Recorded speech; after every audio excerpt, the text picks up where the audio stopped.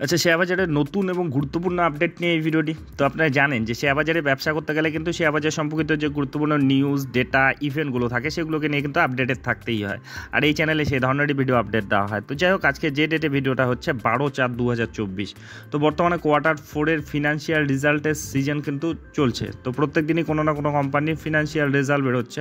তো তারই মধ্যে যে ইম্পর্টেন্ট যে স্টকগুলো রয়েছে মার্কেটে, তাদের ফিনান্সিয়াল রেজাল্টের আপডেট প্রতিনিয়ত দেওয়ার চেষ্টা করা হয়। তো এতদিন পর্যন্ত যে ছোটোখাটো মানে স্টকগুলোর আর কি কোম্পানিগুলোর ফিনান্সিয়াল রেজাল্ট বেরিয়েছে। তো আজকের ডেটে আর কি মানে মার্কেটে নিফটি 50-র যে স্টক আর কি আর আইটি সেক্টরের সবচেয়ে বড় স্টক TCS-এর ফিনান্সিয়াল রেজাল্ট বেরোলো। এর আগে কিন্তু যে স্টকগুলো বেরিয়েছে সেগুলো নিফটি 50 নয়।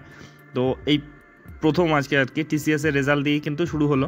তো আইটি সেক্টরে এটা একেবারে প্রথম কোম্পানি। তো এক্ষেত্রে এই ভীষণ ইম্পর্টেন্ট কিন্তু এই যে TCS-এর রেজাল্টটা।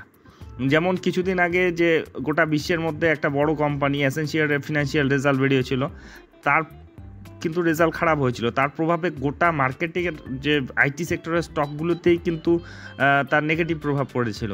তো সেক্ষেত্রে TCS-এর রেজাল্টটা কিন্তু ভীষণ ইম্পর্টেন্ট আইটি সেক্টরের ক্ষেত্রে আর কি। তো এটা ধরে নেওয়া হয় যে TCS-এর ফিনান্সিয়াল রেজাল্ট যদি ভালো আসে তাহলে অন্য যে আইটি সেক্টর কোম্পানিগুলো রয়েছে তাদেরও রেজাল্ট কিন্তু ভালো আসতে পারে, এই সম্ভাবনা বেশি ধরা হয়। আবার খারাপ হলে খারাপ ধরা হয়। তো এক্ষেত্রে এই Q4 ফিনান্সিয়াল রেজাল্টটা কেমন হলো সেটাই দেখে নেব। তো চলে যাই সেই ফিনান্সিয়াল রেজাল্টে। তো একেবারে কনসলিডেটেড রেজাল্টটাই দেখে নেব। তার আগে বলে রাখি যে আজকে যদি আপনি দেখেন আর কি মার্কেটে, আজকে কিন্তু তেমন মুভমেন্ট দেখা যায়নি আর কি। তো আজকের ডেটে দেখুন একেবারে ফ্ল্যাটিশই বলা যায় আর কি। আর মার্কেটও নেগেটিভ মোডেই ছিল আজকে। 0.48%-এর মতো তবু কিন্তু পজিটিভে শেষ করেছে আর কি। প্রায় 19 টাকা প্লাসে 4000-এর ওপরেই রয়েছে। তো মার্কেট কিন্তু আজকে নিফটি 50 যদি দেখেন বা সেন্সেক্স সকলেই কিন্তু বড়সড় একটু কিন্তু কারেকশনে চলে এসেছে।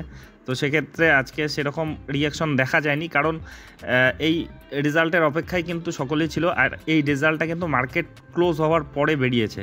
আপনি যদি ঠিকঠাক টাইমিংটা দেখেন, মোটামুটি 4:30-র দিকে কিন্তু ফিনান্সিয়াল রেজাল্টটা বেরিয়েছে। তো দেখে নিই সেই ফিনান্সিয়াল রেজাল্টটা, একেবারে কনসলিডেটেড রেজাল্টটাই দেখে নেব। এটা দেখলেই আমাদের সব কিছু দেখা হয়ে যায়। তো যে হিসাবগুলো রয়েছে কোটিতেই রয়েছে। তো প্রথমে দেখুন এর ইনকামটা। তো এই কোয়ার্টারে তাদের যেটা ইনকাম হয়েছে 62,394 কোটি, যেটা আগের কোয়ার্টারে ছিল 61,445 কোটি। তো 61,445 থেকে 62,394। তো ইনকামে কোয়ার্টারলি জাম্প এসেছে। আর ইয়ারলি যদি দেখেন, ঠিক এক বছর আগে মার্চ কোয়ার্টারে 2023-এ তখন ছিল 60,337 কোটি। তো 60 থেকে 62 হয়েছে। তো কোয়ার্টারলি এবং ইয়ারলি দুটো ক্ষেত্রেই কিন্তু তাদের ইনকাম বেড়েছে। এখন যদি এই দেখেন তাদের খরচাটা, মানে শুধু ইনকামটা দেখলেই হবে না, খরচা আবার বেশি হয়ে গেলে প্রফিটেবিলিটিতে তার প্রভাব পড়ে।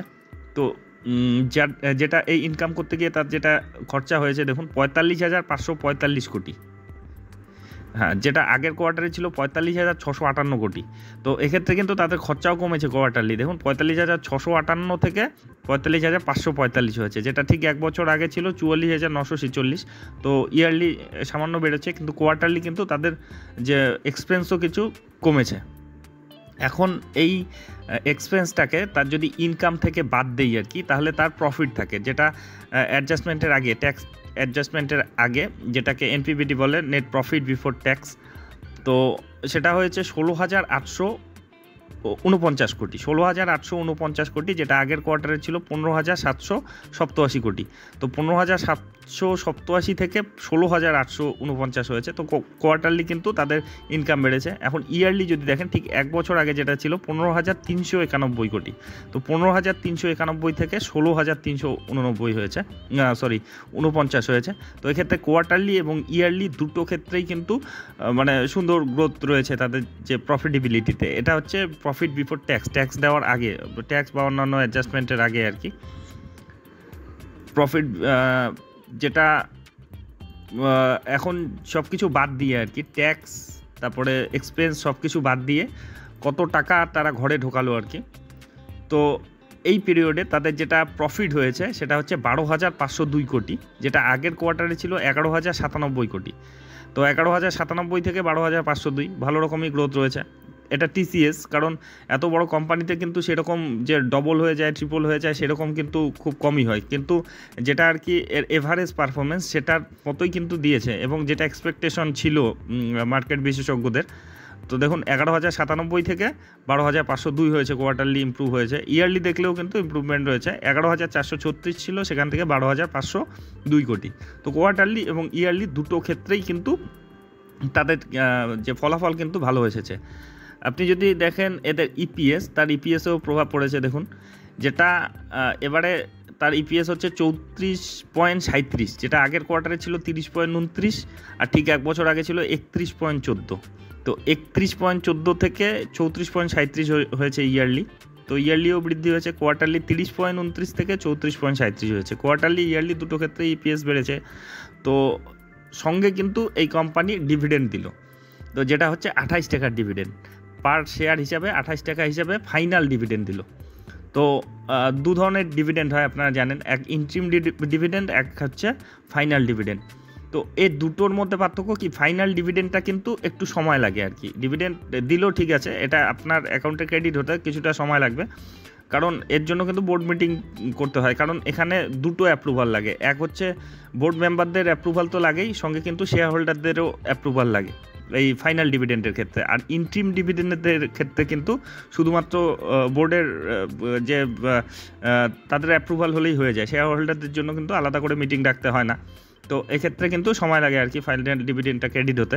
তো 28 টাকার কিন্তু ডিভিডেন্ড দিল। তো ওভারঅল আর কি যেটা দেখলেন তো পজিটিভই রয়েছে, যেটা এভারেজ পারফরমেন্স তার সেটা কিন্তু তারা ঠিকঠাকই রেখেছে। যেটা ধারণা করা হয়েছিল যে বিশ্বের বড় যে কোম্পানি আইটি সেক্টরে তার রেজাল্ট খারাপ হয়েছে, তো সে খারাপ আসতে পারে আর কি, কিন্তু সেটা কিন্তু হয়নি। মোটামুটি মানে যেটা পারফরমেন্স দেওয়া সেই রকমই কিন্তু দিয়েছে।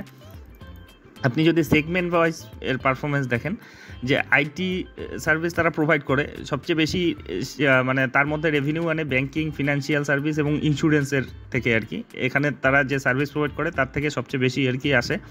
দেখুন 22,759 কোটি এসেছে, যেটা আগের কোয়ার্টারে ছিল 22,667 কোটি, আর ঠিক এক বছর আগে ছিল 22,628 কোটি। কোয়ার্টারলি ইয়ারলি দুটো ক্ষেত্রেই কিন্তু তারা বাড়িয়েছে আর কি এক্ষেত্রে তাদের রেভিনিউ। ম্যানুফ্যাকচারিংয়ের ক্ষেত্রে দেখুন 6,137 কোটি, যেটা আগের কোয়ার্টারে ছিল 5,931 কোটি, ঠিক এক বছর আগে ছিল 5,550 কোটি। এক্ষেত্রেও কিন্তু ভালো রকম জাম্প এসেছে।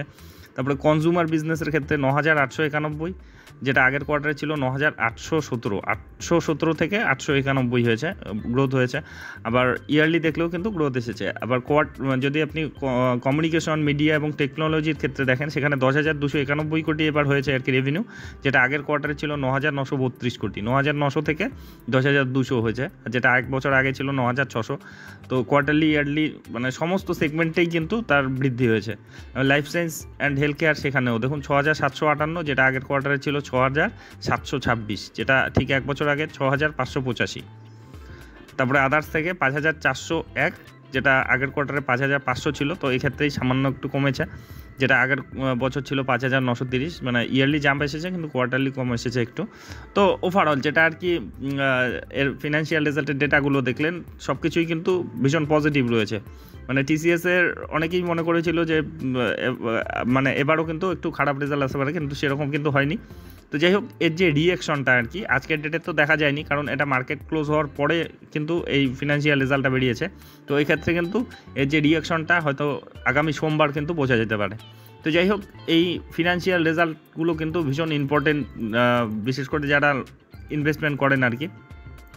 কারণ যে রিটেল ইনভেস্টাররা, আমাদের মতো সাধারণ ইনভেস্টাররা, তারা তো আর সেই ম্যানেজমেন্টের সঙ্গে গিয়ে কথা বলতে পারবে না, সেই ভিতরে খবর জানতে পারবে না। আমাদের এই ডেটাগুলো দেখেই কিন্তু বুঝতে হয় যে সেই কোম্পানির মধ্যে, তাদের বিজনেসের মধ্যে গ্রোথ রয়েছে কিনা।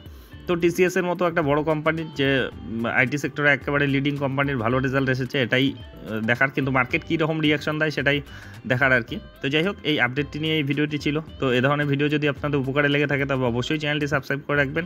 আর